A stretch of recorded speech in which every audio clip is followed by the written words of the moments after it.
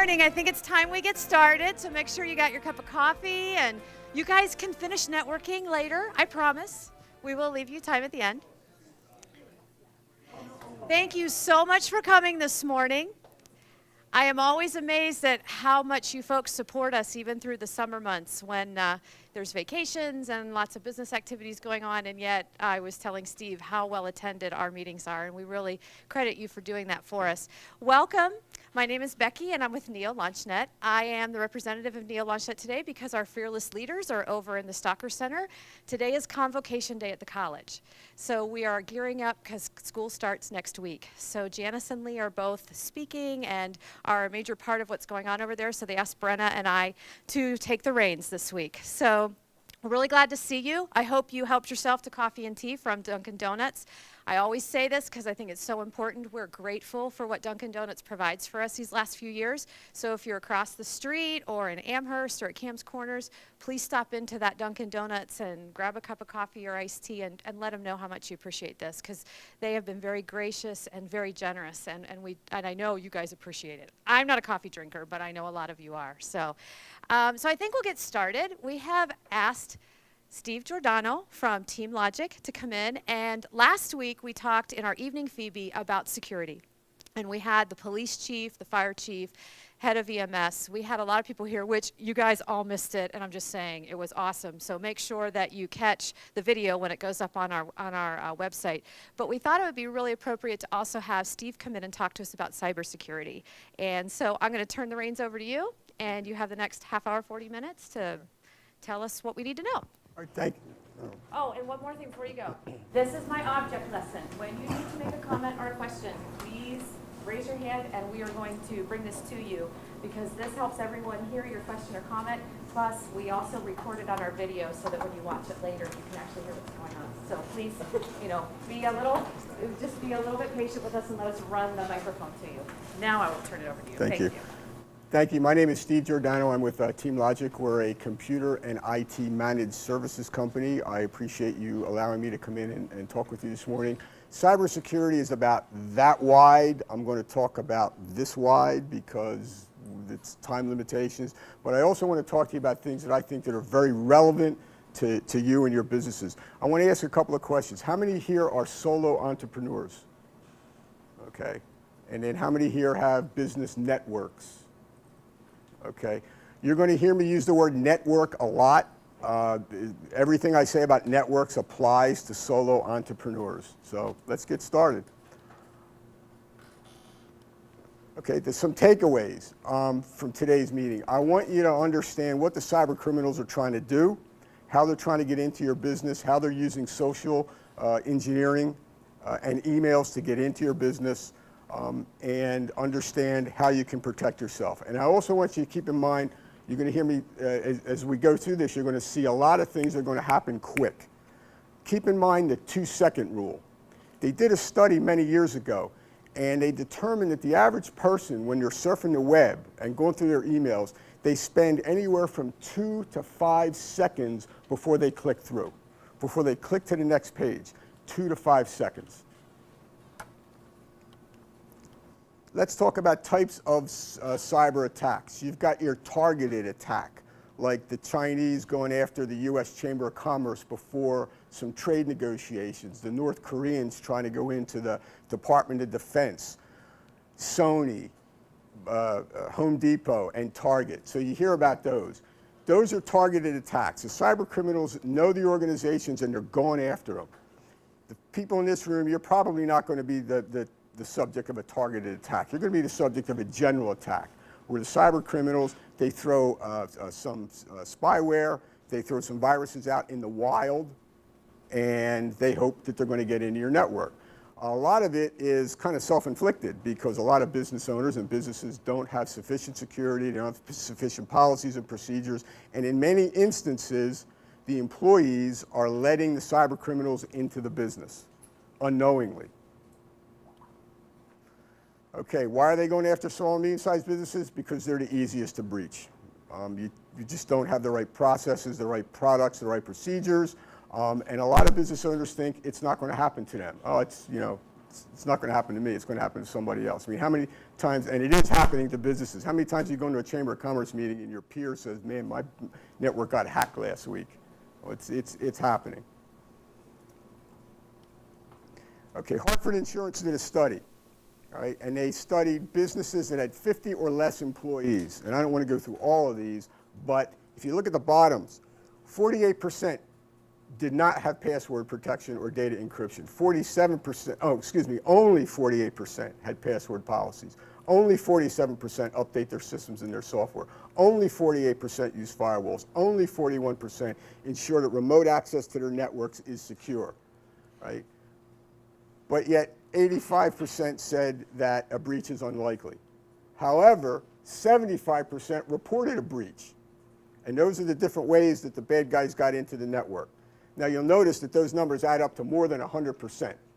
So several of those businesses have probably had several breaches under different ways of getting into the network. So it's happening. Social engineering, all right? It's the art of tricking you to install a virus or a malware. And it usually comes in through email. Email is usually the method that it gets into the business. The employee or you receive an email, you look at the email, you open it, it has an attachment or it has a link, you click on the attachment, you click on the link, it launches the virus. The FBI stated in 2014, 84% of breaches came in through 84% of viruses came in through email. What the cyber criminals are doing is they're leveraging our addiction to social media. Facebook, Gmail, Instagram, etc. They know that the employees are using the business computers to surf their Facebook accounts, their Gmail accounts, etc. That's the opening. Email, okay? Prior to 2007, it was basically malicious fun. You get a virus in your network, it would mess up your computer. I'll give away my age. You remember one of the first video games called Pong, right? Just a little dial. Well, when my corporate days, one of our guys had Pong on his computer. And every day after he booted up his computer, about an hour into it, all of a sudden a little dot would start going across the screen. And he could still operate his computer, it was just annoying. So it was malicious and fun. Today, the cyber criminals, they want information and they want money. It used to be individuals. Now it's organized criminals. And talk about the volume. They anticipate over 130 billion email per day in 2017. That's what the worldwide email volume is going to hit in 2017. Right? Average office worker gets 120 emails per day. Email accounts are supposed to hit 4.5 to 5 billion accounts next year. So let's look at some email. This is a small company. 11 email addresses. This company received over 500,000 emails in a 12-month period. Out of that 500,000, less than 40,000 were legitimate emails. The balance are either spam or viruses. This is typical. Okay, let's look at what happens during the week. You'll see the troughs. That's the weekends. So the email volume is the peaks. Monday through Friday, you're getting bombarded with spam. During the weekends, the bad guys know we're not working. Guess what? Spam goes down. So again, email is the delivery mechanism. Let's look at email. That's a phishing email. And I highlighted in red the bad grammar. Okay, this is supposedly coming from sbcglobal.net, and they want you to take action on your account. Verify your AT&T account now to avoid it being closed. Okay, and if you read through the rest of that, you'll see all the bad grammar. You also look at the date of that email. It's back in 2009. This is a phishing email today. There's no bad grammar. It's perfect. So if you want to, this is how they refined it. Now on this one, although I haven't done it, I would imagine that clicking on some of those links would probably infect my machine, right? Now you also want to look at that email if you can see it. It talks about unclaimed funds, and the email is coming from buckeyemail.osu.edu. I don't know if buckeyemail at ohiostate.edu has anything to do with unclaimed funds, right? The body of the email is perfect. Grammar's fine, no misspellings. They want you to contact Tom Reed in New York State Comptroller's office. Tom just happens to have an AOL.com account. That's not right. That's not right. But remember the 2-second rule, right? Remember that 2-second rule. You look at that email, and you may be inclined to click without thinking through that. Here's one. Although this is an old email, they're still doing it today. False program updates. You're going to get an update, or you're going to get an email that requests you to update your Adobe or some other application that you have in your computer. And everybody virtually has Adobe on their machine. Do not click on any of those links. Okay? That'll launch the virus. Notice on the bottom the stop receiving email statement where you can opt out. Right? You don't want to click on that either. That'll do one of two things. It'll either launch the virus or it'll send a message back to the cyber criminal that you're a real person. These guys will send out 1 million emails a day, and we've seen it where emails will come into a company and they'll come in and it'll say John Smith at ABC Company, J. Smith, J. Smith, Smith at, and they'll just bombard a company with emails with all kinds of names, hoping one gets through, or more than one gets through. So if you're one of those people and you get one of those emails, you want to opt out, you do that, you're telling the guy, I'm a real person.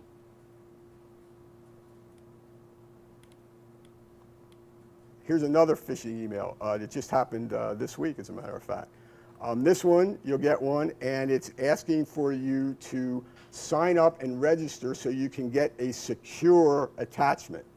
So this is basically encrypted email. What they're trying to show you is that you've got something important, the email's encrypted, and for you to get access to it, you need to register. Right? Again, all the grammar's fine, everything looks good, but if you go to register to pull that, you're going to be in trouble. And this is the one. Okay, this comes from Naver, Naver.com. So I moved this email to one of our test computers, and I went to Naver.com, and that's Naver.com.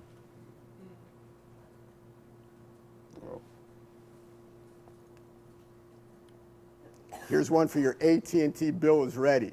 You receive an email, you open it up, tells you your AT&T bill is ready. Again, you may not be an AT&T customer, but there's a lot of AT&T customers out there. So when you send 1 million emails out there, chances are you're going to hit a few people that use AT&T. If you click on that link, you launch the virus. Groupon and Couponizer, you get an email, you open it up, you see that on the screen, looks very official. They've copied their website, excellent. It looks perfect. If you click on any of those links, you'll launch the virus. Social media, addicted to our social media accounts, Facebook, Twitter, Instagram, etc. Again, looks very official, looks like the Twitter logo. If you click on any of those links to either update your account or update your password, whatever they're asking for, you'll infect the computer. LinkedIn's been attacked several times. And this one here, if you'll notice the from address, it has nothing to do with LinkedIn. They want you to update your account, verify your email address, etc. If you click on that, you will launch the virus. Facebook, again, update your account, make sure your account is current, etc. Click on either one of those. Either log in on the right side or click the link on the left side, and you're in trouble. This one I liked, data harvesting. I'm not a Facebook person, but I understand that you have the like and you have the dislike.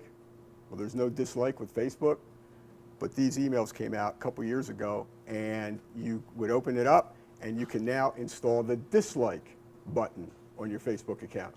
So if you hit that install link, you launch the virus.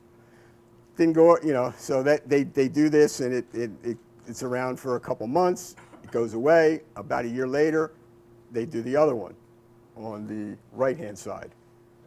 And what you do is, you can download the dislike button. This one's a little different. They wanted you to copy that script in there. When you go to Facebook, copy that script and then paste it in your Facebook account, and then that'll launch it. Here's one for data harvesting and profile spy for Facebook. So people have been looking at your profile. Do you want to know who's looking at your profile? Well, you have to download the profile spy, and it'll search your Facebook account and tell you who's been looking at it. Again, you copy that script that's in the center, you log into Facebook, you paste it in there, and you've launched the virus. Now, I talk about data harvesting and things like that in these slides.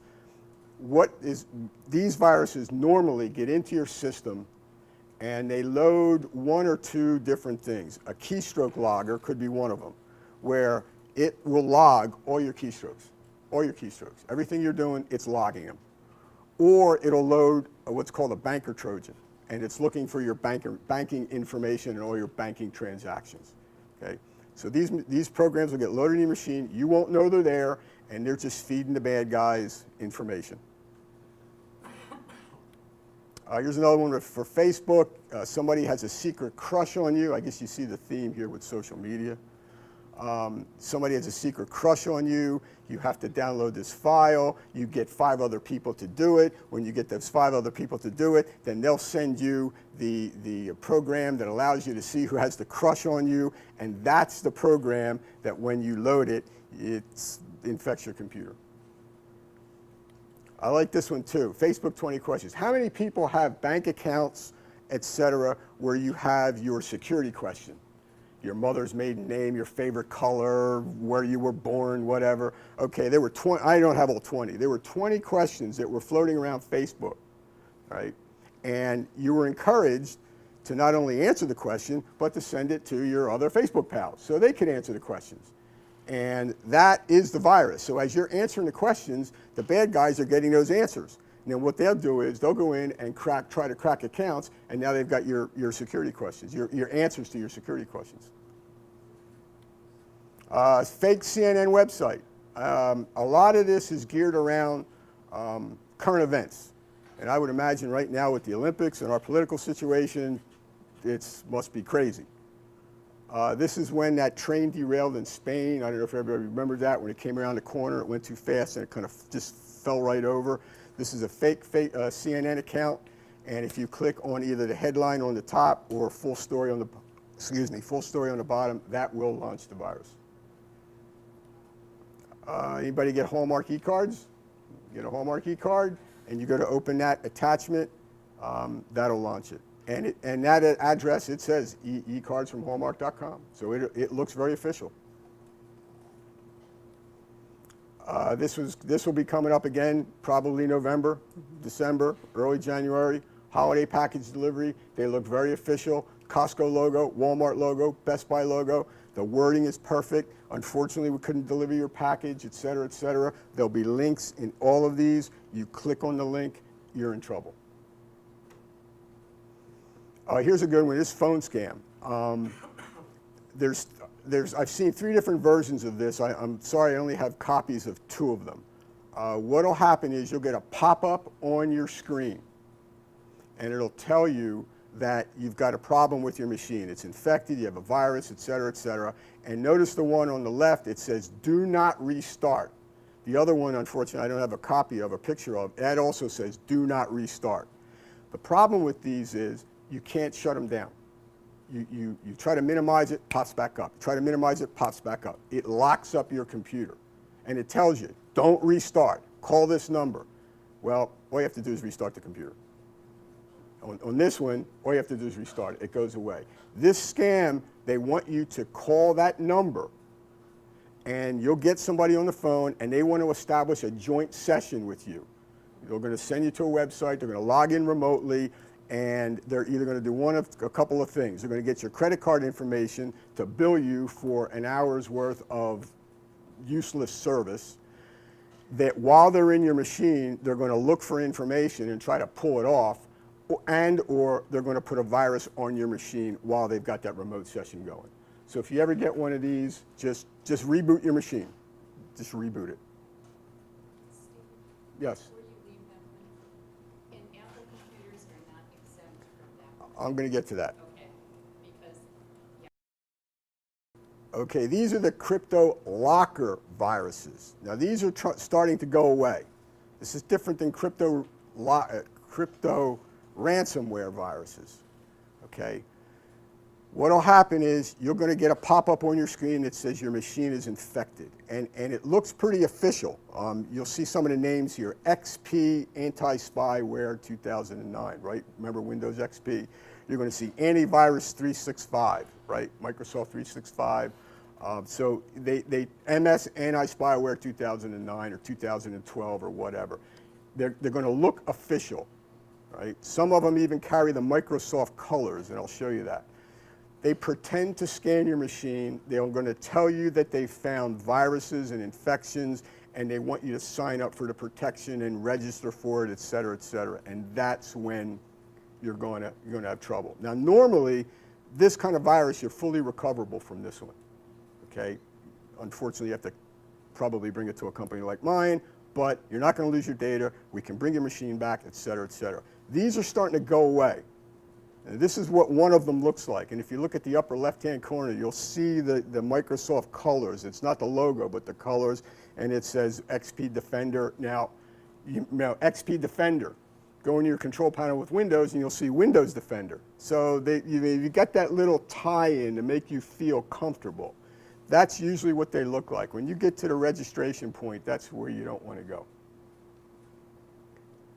These are the bad ones. Not that everything else is good, but these are the real bad ones. Crypto-Ransomware viruses.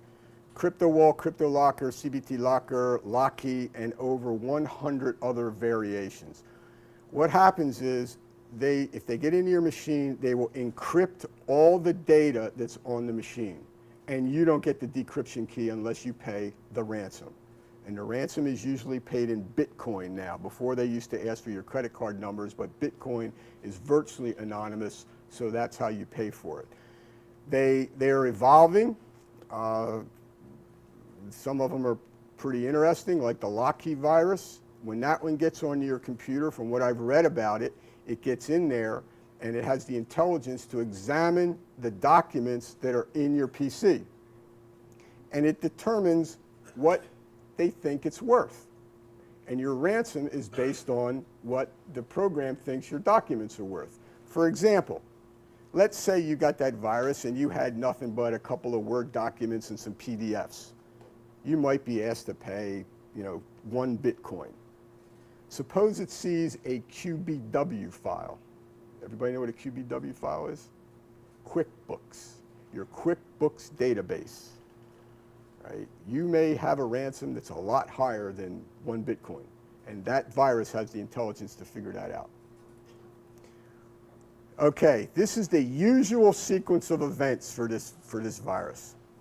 Okay, the user checks their web email account. Now again, this doesn't happen this way 100% of the time, but this is the usual way it gets in. They check their web email account, Gmail, AOL, Yahoo, etc. They get an email. It has a link or an attachment. They open that link, they open the attachment, and it launches the virus.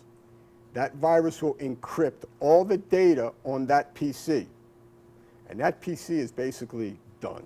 I mean, we can bring the PC back, but the data's gone. We can wipe out the hard drive, reload the operating system, and give it back to you like it was a new PC. But your data's gone unless, of course, you pay the ransom. What it also does is it migrates through the network, and it will hit your server, and it will encrypt all the data on your server. Right?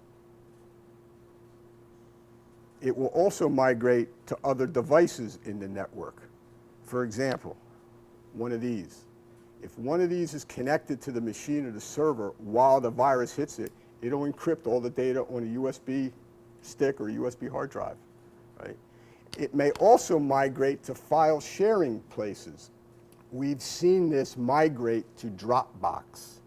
A company was using Dropbox to store their data. The virus hit the network, it hit the server, and it hit their Dropbox account. And it encrypted the data that was in their Dropbox account.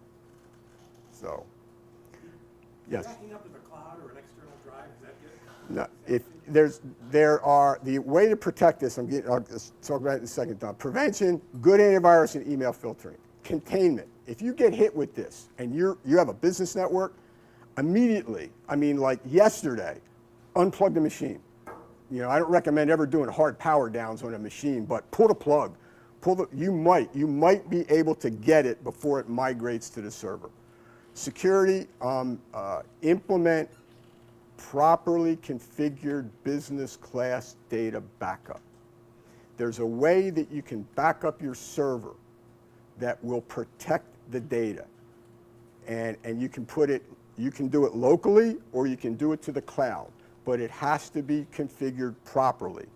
And I know my presentation is not supposed to be a commercial, but I'm going to pat myself on the back and my company on the back. We've had customers hit by this virus. Three different customers. We've been able to recover the servers in 3 hours or less with 0 loss of data. 0. So it can be done. But you've got to set it up. Just plugging in a USB drive to your server and copying data or putting a backup program on there that does it may not work for you. It's got to be properly configured. You got to have the right policies in place for your business. When are you allowed to use web email? When are you going to let your employees, if you're going to let your employees go to web email, you know, on your business computers? And then educate your employees on what some of this stuff looks like. And that'll show you where ransomware is hitting. Good old USA, we're getting more of it than anybody else. And that's what a ransomware email looks like. It's perfect grammar. I'm not sure if you can all read it from back there. This one says, "Dear so-and-so, thank you for your email regarding your order of 21 June, and sorry for the delay in replying. I am writing to confirm receipt of your order, et cetera, et cetera." It is a perfectly worded email. And again, you send out 1 million of these, and you'll probably get some companies that sit there and say, "Oh, what order was that?" And if you click on that attachment, that will launch the virus. Think about this. You send what? You send 500,000 emails, and you get a 1% response. What's that? If I can do the math, 5,000, right? The average Bitcoin is, I've been told, it's up to $670, something like that. So 670 times 5,000 is how much? A couple million bucks. So you send out 500,000 emails and you get a 1% response rate, you might be able to make $3 million bucks.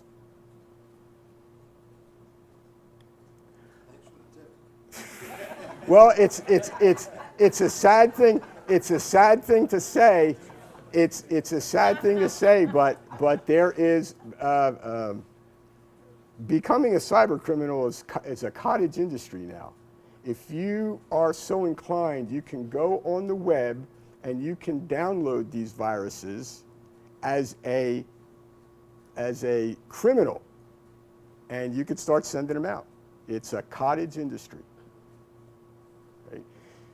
This is what one of the screens will look like. Then this is Crypto-Locker. If you get this virus and it encrypts your data, you probably are going to get some kind of pop-up that looks like that. And it depends on whether it's Crypto-Locker or lock key or whatever. They're going to look a little different. But basically, that's what happens. And your machine's locked up. The target machine, the entry point machine, we have found you wipe it clean, you redo the operating system, and you give it back to the person as new. The servers can be recovered if they're properly backed up. This was a Windows 10 scam for CTB-Locker. Microsoft you could upgrade to Windows 10 for free up until I think it was July the 30th or 31st or whatever. You could do a free upgrade. Well, what happened was they got a Crypto-Locker virus. They spread it, and they said, upgrade your Microsoft, and if you upgraded it through that email that you got, it encrypted all the data on your machine. Smartphones and tablets and Apple. The iPhone 4S was hacked by a company called Certified Security, or a Dutch security company. These are the good guys. And they hacked it the article I read, it was on the market, at that time it was on the market, I think 3 or 4 weeks, and they had hacked it. And it was a fully patched iPhone. They hacked the address book, the photos, the videos, the browsing history of a fully patched iPhone 4S. The thing that got me about this one was when it talked about the photos. How many people here use their smartphones to take pictures of checks? That picture of that check is now vulnerable. So now the bad guys have the routing number, the check account number, your name, your address, the whole 9 yards. They also hacked an IS6, the same operating system on iPad, iPods, and the iPhone 5. Apple products are not, they are as susceptible as any other product, as far as I'm concerned. The reason why the bad guys didn't go after Apple is Apple computers only have about 5 to 6% of the global market share in computers, maybe a little bit more. In my experience, they've got an incredibly small market share in business. We manage hundreds and hundreds and hundreds of computers. Out of the hundreds of computers, excuse me, that we manage, there's about 4 or 5 that are Apples.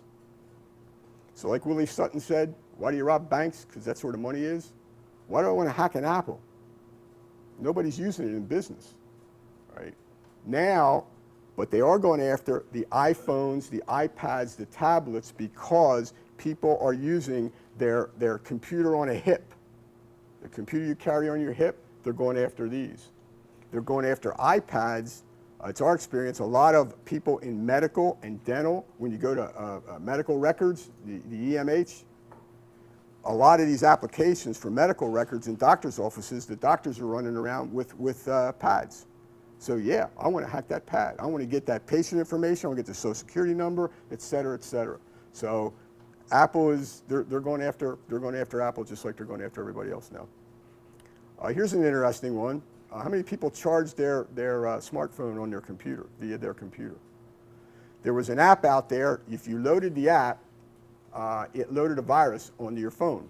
When you put your phone on your PC to charge it, the virus migrated through the USB cord to the phone. Okay, so now I've given you all the bad news. So how do I protect my business? All right, here's what I want you to do. I want you to think about what I call DTT and RTT. That's your downtime tolerance and your runtime target. How long can you afford to be down? How fast do you want to recover? I want you to rethink your business assets. Sometimes I'll tell people, they ask me, what business are you in? I say, I'm in asset protection, right? Your data is a business asset. And once it's gone forever, right? You can go to your insurance company and you can ask them to pay for a new company car, to pay for some office furniture that was destroyed, to pay for a new piece of machinery that was lost in a fire. You can ask them to pay for the computer that was lost and stolen. Ask them to pay for your data. See what happens, right? I want you to rethink your definition of a disaster. And I want you to also consider, are you under any type of compliance regulation? Anybody here process credit cards? Anybody here work with social security numbers, birth dates, any kind of health information? Anybody here run a daycare? Probably most people in this room are under either PCI, HIPAA, GLB is for the financial people, red flag rules, Child Internet Protection Act, or others. Okay. So here's your RDT and your DTT. The cost to recover and protect your system is going to increase as you diminish the time you want to be down. So you're going to pay more money in products and processes and procedures to protect your business and get you back up and running quickly. So everybody says, I want to be down, I don't want to be down more than an hour. And then you look at what it costs and you say, well, maybe I can tolerate a little bit less. So you want to see where you need to be on that line, on that continuum. Where do you need to be? So do some examination on that. let's talk about a disaster. Downtime cost, right? How are you and your customers impacted by that downtime? Think about it. I want you to think about the hard costs of hiring a company like mine to fix everything, but also the soft costs. What's it costing you and your reputation? I'll give you a good example of that in a couple minutes. Financial costs. Are you going to have to pay for incident response? For example, if you have a breach and you're dealing with credit cards, it's going to cost you money to inform all of the credit card customers that you have that you had a breach. And you might have to pay for credit monitoring for a year. That's a cost, right? Data loss. Again, what's the asset worth? What's the value of your data? Once it's gone forever. And then if you're a hospital, EMS, police, there may be loss of life. There may be life risk involved if your systems go down. Rethink types of disaster. Natural disasters are easy, right? Wind, fire, flood, hurricanes, earthquakes. We don't get too much of that up here in Ohio. I used to live in South Carolina for 14 years. It was wonderful. I went through more hurricanes than I really want to talk about. Water damage, you get a broken pipe, there's water damage, fire, your office burns down, or the office next to yours. We had an incident a couple months ago where we're sitting in the office and one of our customers called us up, and he was in the parking lot of his building. He's in a 6-story building. He's in the parking lot of his building, and he says to one of my technicians, am I okay? Am I okay? Is the data okay? And we said, yeah, data's okay. Why? He says, because I'm out in the parking lot and the fire company is here. There was a fire in one of the offices in the lower floor. Now, everything was okay, but he was very concerned. So, you know, your office could burn down or your neighbor's office could burn down. Oh, the other thing is smoke and water damage cause more problems than the actual fires themselves. Theft, where your servers are stolen. Laptop is stolen and contains valuable company data and customer data. Employee accidentally deletes data. Happens all the time. Happens all the time. Employee connects a USB device that contains malware. Several years ago, a company that makes these USB devices in Taiwan shipped, I think it was like 120,000 of them with the virus already on the stick when it left the factory. It was an inside job. It was an inside job. An employee sends company info to a competitor. We've seen that. Employee deletes data prior to quitting the company. And here's a good one for you. How about the unthinkable? Where the FBI shows up at your office one morning with a warrant and confiscates your server and at least one computer. I'm sorry, I can't hear you. Oh, I'm sorry. Now we're going to talk about the unthinkable. So the FBI shows up at your office one morning with a warrant, and they take out your server and at least one computer. Because unbeknownst to you, the owner, one of your employees was downloading child pornography and storing some of the images on the server. The server's gone. The FBI's got it. Plus reputation. Put the company out of business. So those are the kind of disasters that you can think about. So how do I protect my business? You got to put in multiple layers of defense, and you got to look at, like that continuum I had, you've got to look at how much security do you want and need, what's going to be the cost, and how is it going to affect your operations. You got to balance those three things. Okay, I like this one. It's easier to deal with things than with men. Wilbur Wright. Okay. The left side of this overhead is all the products you can buy and put in your network. You buy them, you put them in there, you configure them, you monitor them, you let them run. You go to a company like myself, you write a check. You're done. Okay, well, you're not done, but you've made a great step forward. The other side of that is the people portion. Okay, what kind of password policies do you want to put in? What kind of portable device policy do you want to put in? How are you going to let your employees use the company cell phone? What are they going to be allowed to put on it? I'm not going to go through every one of these. Email usage policy. How are you going to allow your employee to use the company email? And we talked a lot about webmail, but you got company email. You work for abccompany.com and you've got a company email. What are you going to allow them to do and not do on the company email? What's your cell phone policy?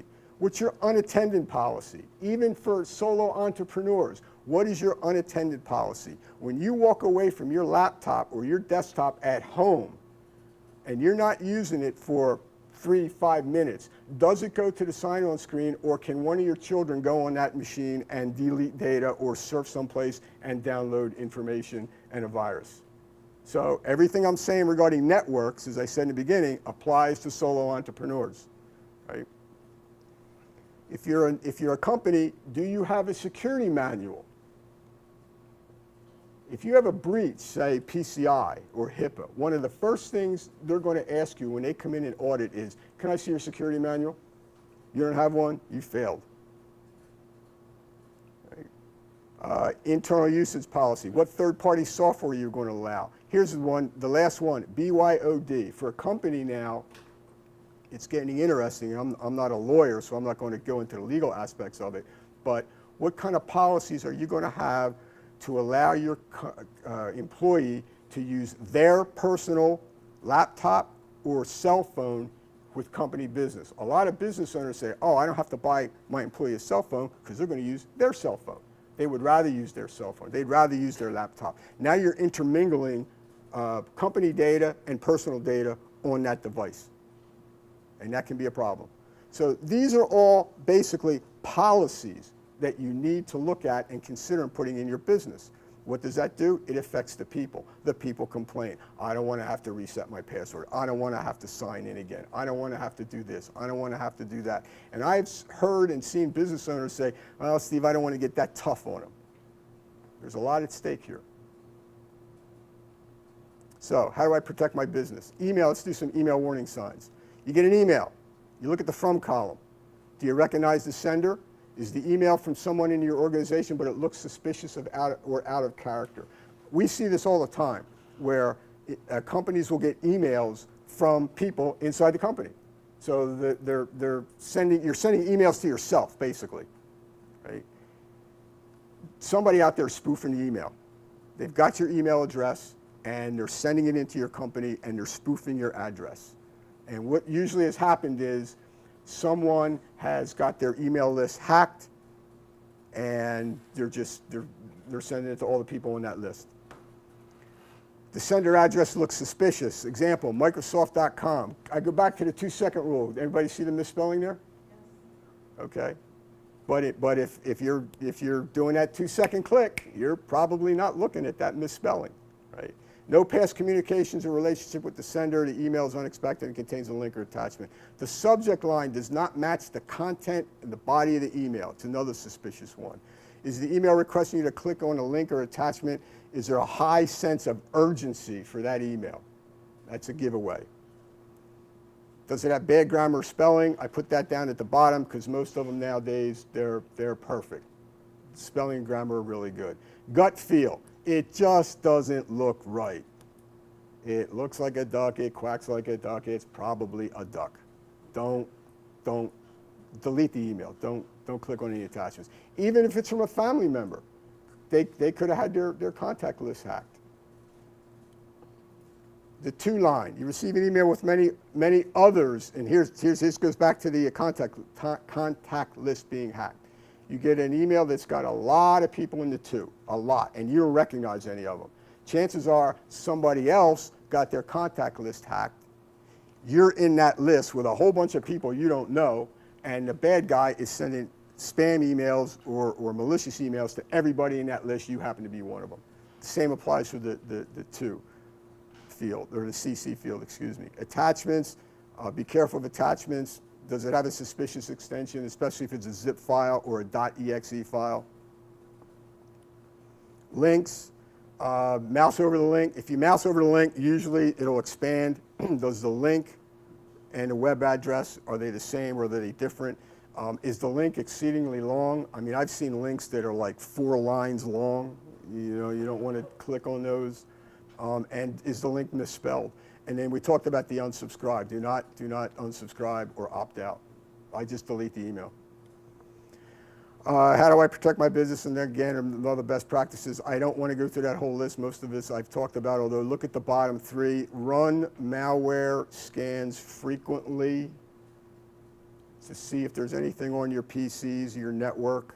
Avoid most PC tune-up programs, especially the free ones. There's a couple of them out there that are good, but you'll see them all the time. You know, is your PC running slow while you're on the internet? Click here, download this, download that, and we'll tune up your PC and clean it up. I recommend you not doing that.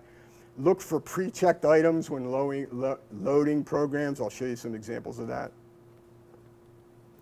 Never, ever, ever provide any of that data. Username, password, date of birth, SS numbers, home address. Never, ever. When in doubt, call your bank. Call your credit card company. Call your internet service provider that's about to close off your account, because a lot of it's that. We're going to close your account. You got to respond with all this information. And be careful what you and your employees post on social media. These guys surf social media to get tips. Here's some interesting stuff. Be careful how you click. Again, goes back to the 2-second rule. So you type in IBM, right? Type in IBM, and you'll get, one of the things I got back was that, International Business Machine corporate quote page.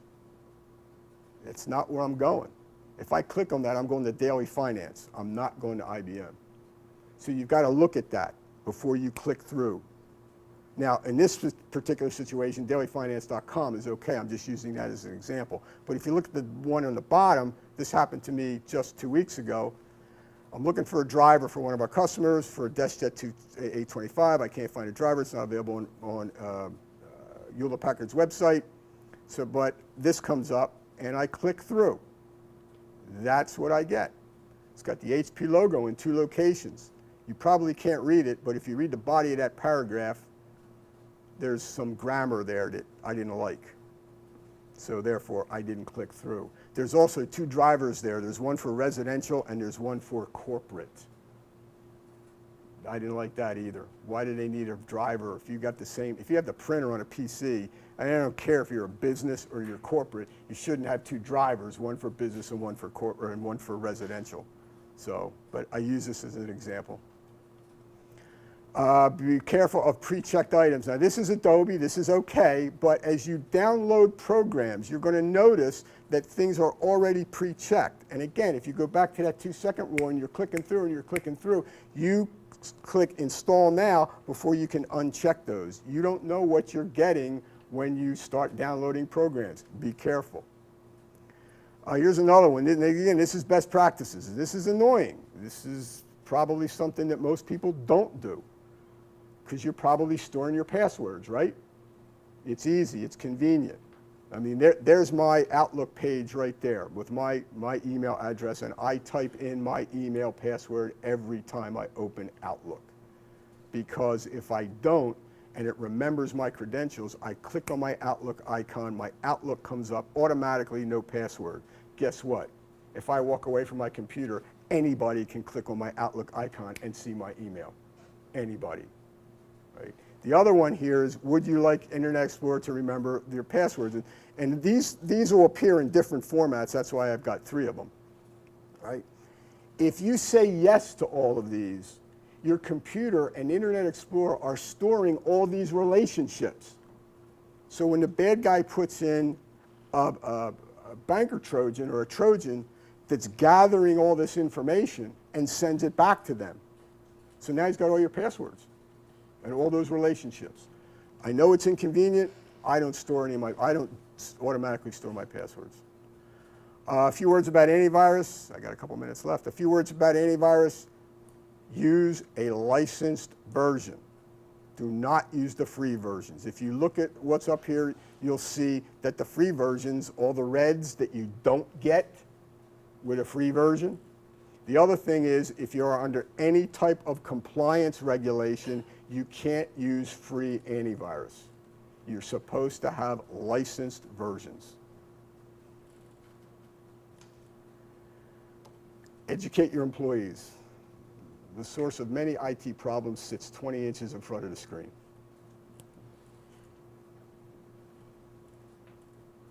And I always like to finish with that one.